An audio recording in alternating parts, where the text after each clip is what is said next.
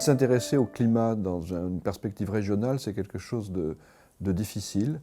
Alors le climat, c'est de considérer un territoire sur la longue durée, mais tout ce qui s'y passe dépend de ce qui se passe aussi ailleurs.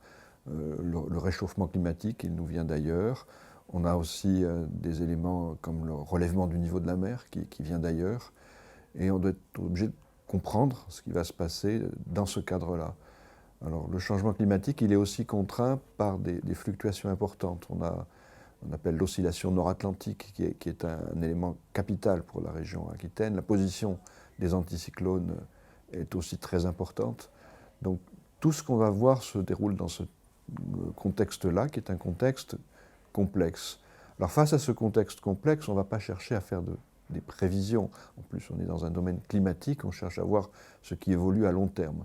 Donc ce que l'on va faire, c'est plutôt regarder en quoi le territoire est climato-dépendant. Quelle est sa dépendance par rapport à ces aléas climatiques. Et pour cela, on est obligé de regarder l'ensemble de tout ce qui est vulnérable sur le territoire.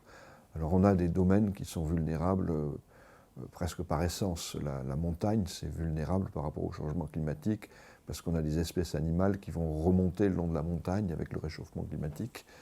La ville est aussi un milieu très vulnérable parce que c'est en été un milieu où il y a des anticyclones qui vont accumuler les poussières, les polluants, la chaleur. Donc on est soumis à des vagues de chaleur qui peuvent être meurtrières. On a le littoral, qui est un littoral qui répond non seulement au relèvement du niveau de la mer, mais aussi à des processus d'érosion, des processus de tempête, et qui nécessitent des politiques de précaution. Donc la manière dont on va concevoir en fait le diagnostic qu'on peut faire sur le changement climatique dans une région comme la Nouvelle-Aquitaine, c'est toujours une logique de précaution. On ne sait pas tout prévoir, mais on sait dire qu'est-ce qui est vulnérable, et par rapport à ce qui est vulnérable, faire des préconisations sur ce que l'on doit essayer de protéger. Et cette protection, c'est toujours une protection qui est systémique. Si on regarde l'eau, on la partage pour des ressources qui sont extrêmement diverses.